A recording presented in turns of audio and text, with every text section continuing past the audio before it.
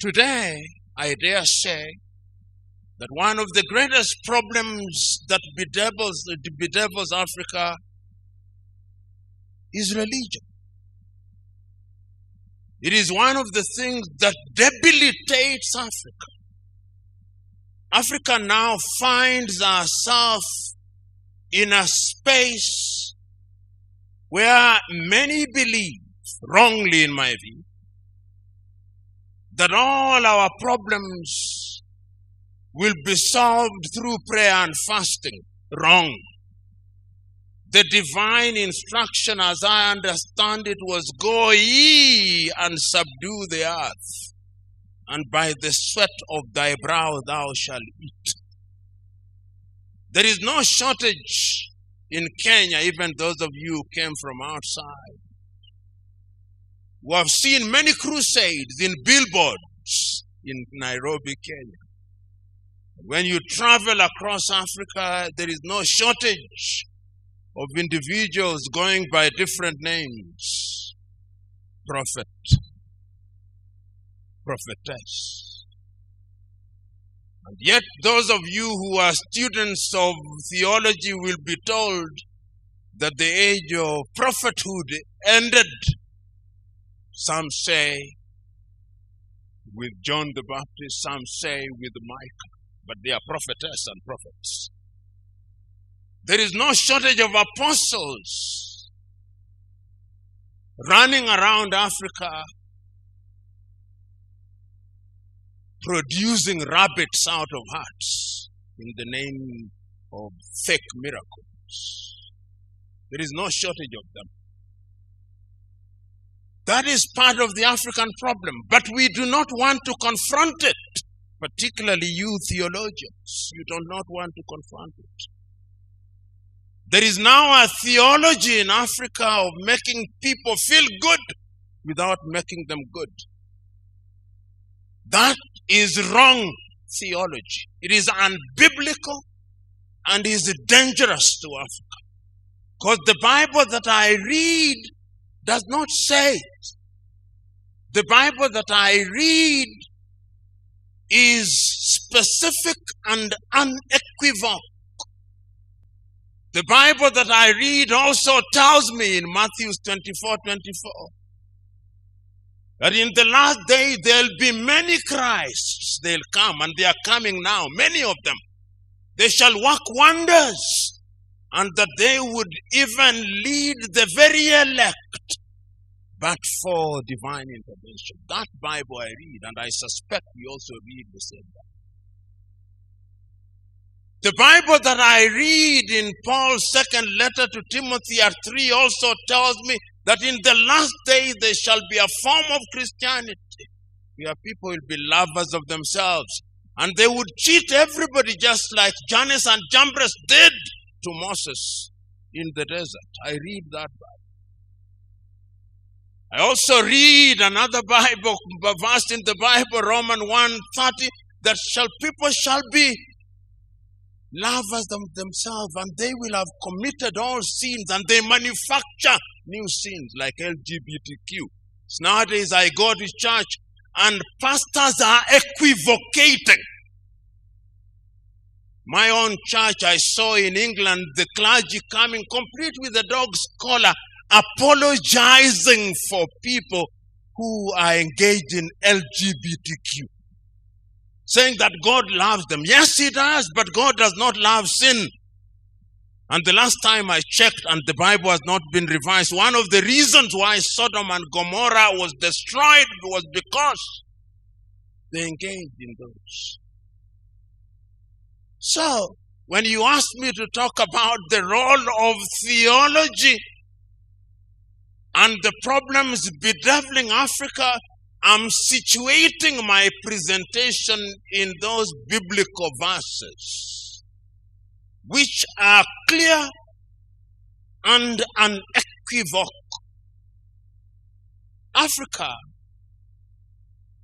and Africans, like all peoples, face numerous problems, and human beings face numerous problems. We seldom forget, but we must never forget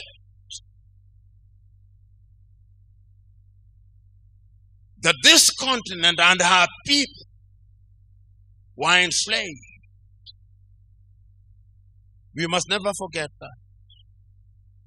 You must never forget that 18 million Africans were taken from the eastern part of Africa into the Arab world, and men were castrated. You must never forget that. Because the effect of it is with us today. We must never forget that over 12 million Africans were taken to the Caribbean, taken to Europe and America. We must never forget that. We must never forget that in Southern Africa, the apartheid regime was underwritten through verses from the Bible by the Dutch Reformed Church. We must never forget that. Upon a theology based in the Bible. Fact. We must never forget that the Roman Catholic Church was involved in slavery, and they have apologized for it. We must never forget that the Church of England was involved in slavery, and they have apologized for it, using the Bible. Theology. Slaves, obey your masters like you obey Christ. In the Bible. Not revised. You go and read it. There is a verse like that. So when we talk about theology and African problems, we must remember that the effects of slavery are alive and with us today. When slavery was gone, it is Christians again, William Wilberforce. And I can, through history, see him standing in the House of Commons saying that slavery should be abolished, but that Africans should not be freed even when slavery is abolished and slave trade.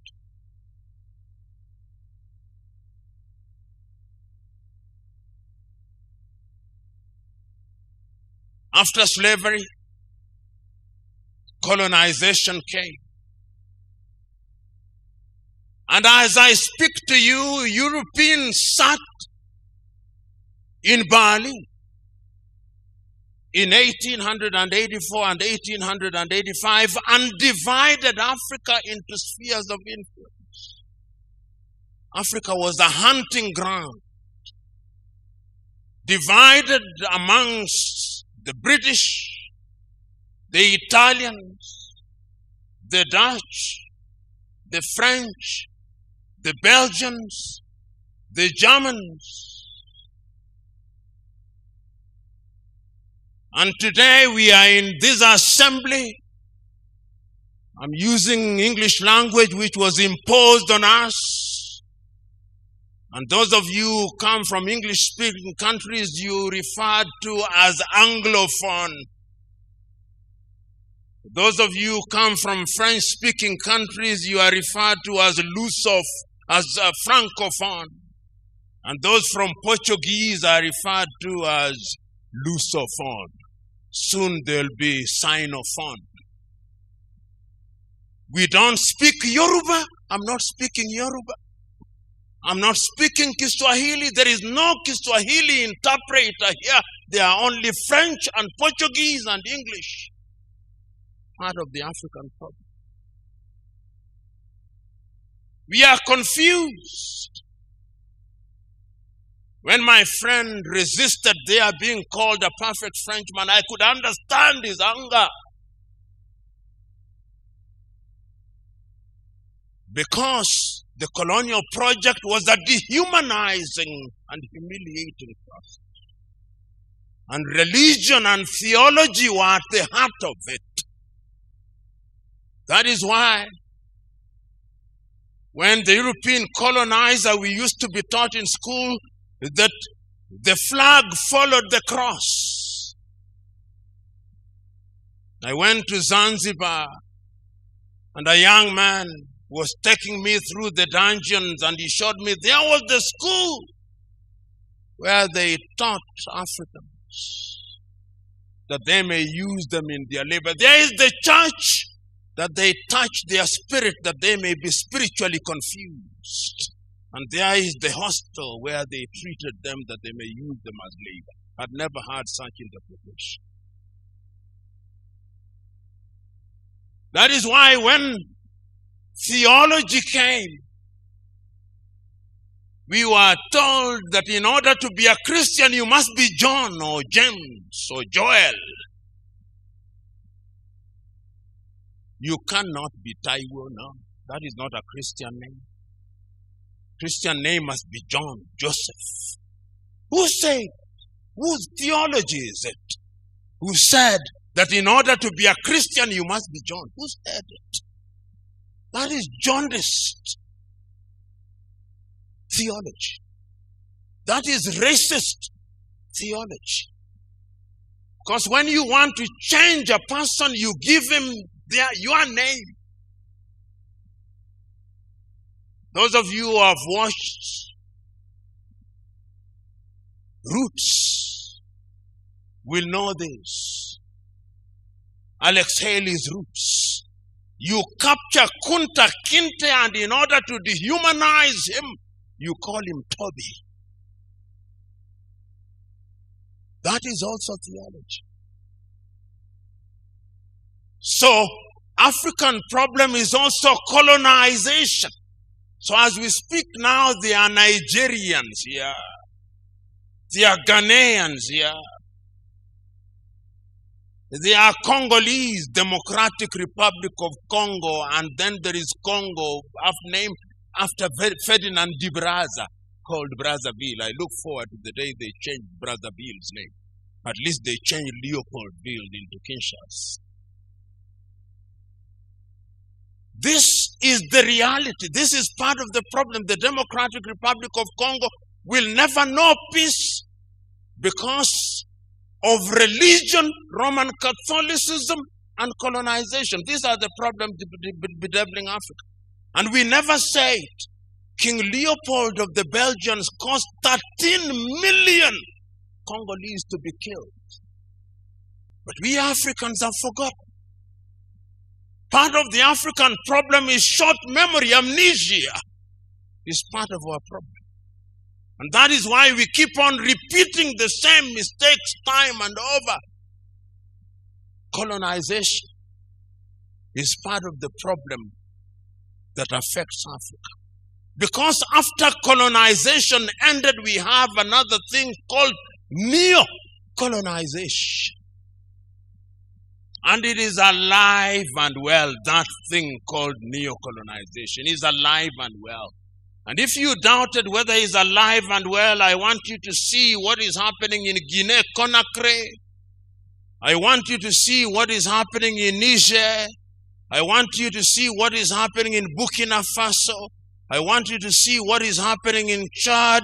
And I want you to see the arrogance of the French president when he says, my ambassador shall not leave, my bases shall not be removed. The neo-colonial project is alive and well. Did you hear the voice of the church throughout what is happening in Guinea-Bissau? No, the church is silent. The church is complicit. So when you talk about theology and what it can do, sometimes courtesy of theology, because you want to be good, you don't raise your voices. The last time I checked, John the Baptist's voice was alive and well in the wilderness. Where is the voice of the church amidst all this? Africa's problem is also neo-colonization. From slavery to colonization to neo-colonization, which is an ongoing project.